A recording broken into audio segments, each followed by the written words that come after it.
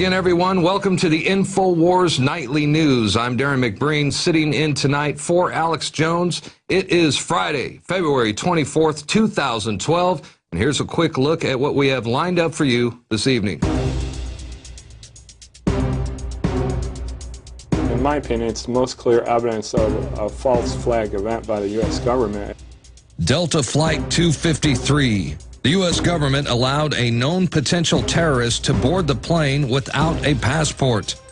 Tonight, the final segment of our four-part series of an exclusive Infowars interview with Flight 253 passenger Kurt Haskell, who maintains that the underwear bomber was carrying a fake bomb and was the unwitting dupe in a case of government entrapment. Then, is global warming being exploited by governments as an excuse to play God? Rosalind Peterson of the Agriculture Defense Coalition joins us to talk about the UN's plan to regulate worldwide geoengineering of the planet.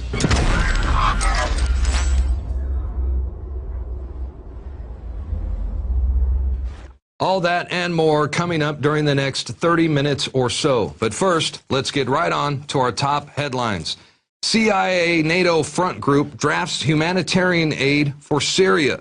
An effort to impose the same sort of humanitarian aid on Syria that ultimately killed around 30,000 people in Libya is now underway in Tunisia. CNN reports that world powers, more like corrupt states belonging to the Arab League and members of the European Union, are mapping out a plan to deliver humanitarian aid in Syria under the banner of Friends of Syria. Say hello to my little friend. In January, it was reported that MI6, the CIA, and British intelligence are in Syria working with the Free Syrian Army and the Syrian National Council to overthrow the al-Assad regime. The Free Syrian Army is widely recognized as a creation of NATO. It is comprised largely of militants from the Muslim Brotherhood itself, an asset of British intelligence. So perhaps President Obama is, shooting for another Nobel Peace Prize as the CIA launches yet another covert operation and bombs yet another country. Evidence grows that 9/11 first responders got cancer at Ground Zero. The director of Mount Sinai Medical Center's World Trade Center Health Program is preparing to publish a study that will show elevated risk of cancer among 9/11 rescue workers. And this is very sad because these are the same heroes that were barred from attending the 10th anniversary ceremony of the 9/11 attacks, and those who enrolled in healthcare programs got screened through terrorism databases. Once again, literally adding insult to injury. Moving right along. And now concerns over martial law in America as the Patriot movement is now on the FBI's radar. A recent report by the LA Times characterizes the sovereign citizen movement as a major threat, and they say it's on par with Islamic extremism. It actually states that more than 100,000 Americans are domestic terrorists as a result of their affiliation with the group. This is something that Infowars, the Infowars team, Alex Jones, has warned you about for many years. If you are, let's say, a Tea Partier, a constitutionalist, you value your Second Amendment, then according to the government, you are a bigger threat than Al-Qaeda, and you're going to be a problem. They're going to keep their eyes on you. So, the article entitled Sovereign Citizen Movement Now on FBI's Radar frames the belief that the U.S. is essentially under martial law. Well, they got that right. Along with support for introducing the gold standard, evil, as political views are becoming indicative of violent extremism. As we've documented on numerous occasions, the federal government routinely characterizes normal behavior as extremist activity or a potential indicator of a terrorist intent. So chances are you are a terrorist. Okay, let's take a look at our next story. This is really bad. Farmer faces possible 3-year prison sentence for feeding community.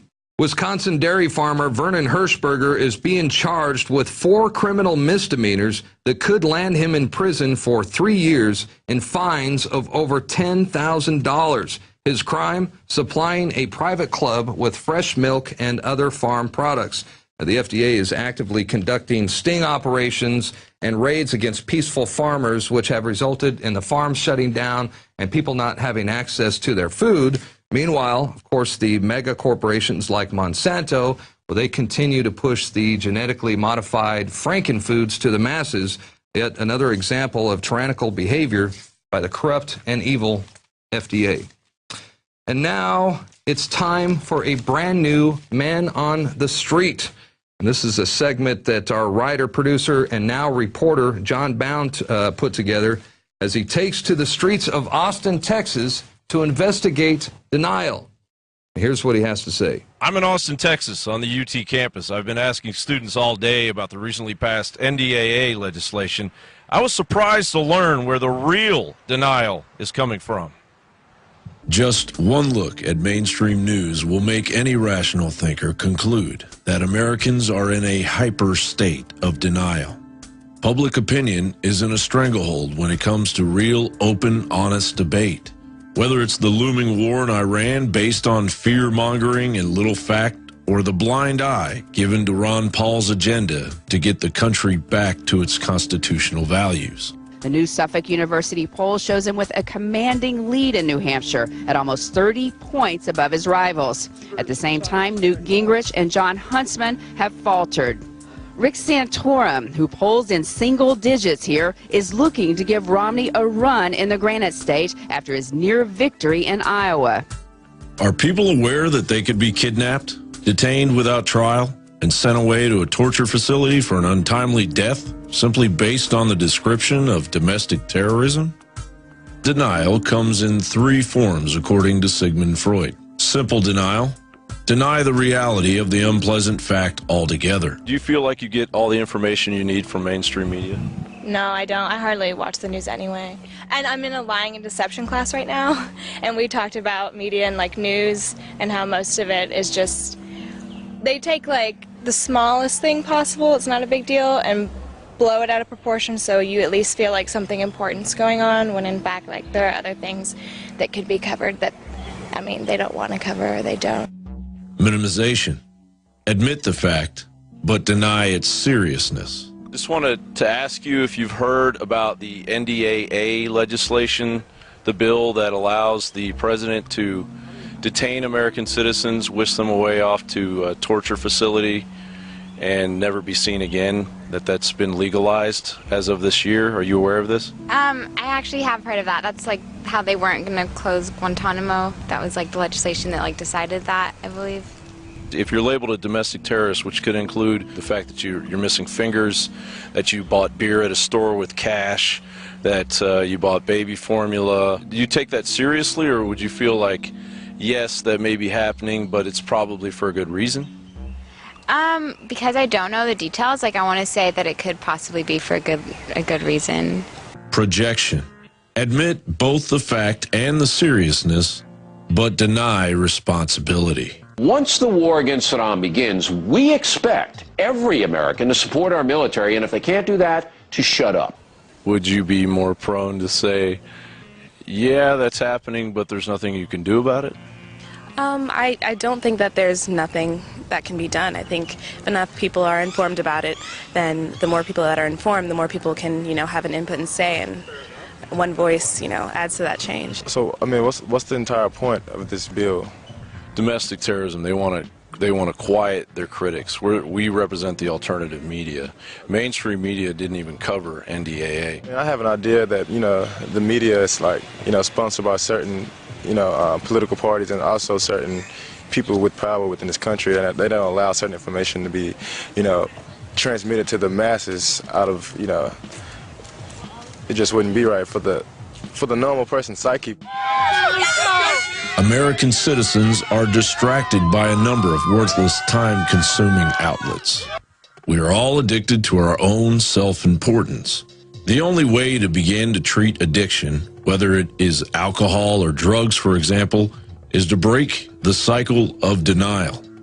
The mainstream media delivers a skewed reality, manipulating the American landscape with their theater of denial. Isn't it amazing that we're denying our own slavery to a system fueled by that very denial? John Bound, Infowars Nightly News. Wow, and that was a great piece put together by John Bound. We'll also put together our quote of the day for us today. It's from Marcus Cicero. Though silence is not necessarily an admission, it is not a denial either. Once again, that was from Roman philosopher, consul, and Roman constitutionalist Marcus Cicero.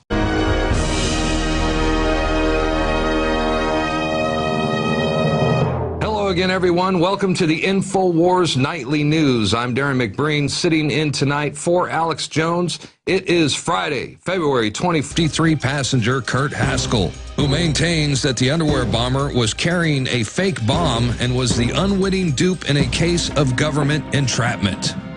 Then, is global warming being exploited by governments as an excuse? 4th, 2012, and here's a quick look at what we have lined up for you this evening. In my opinion, it's the most clear evidence of a false flag event by the U.S. government. Delta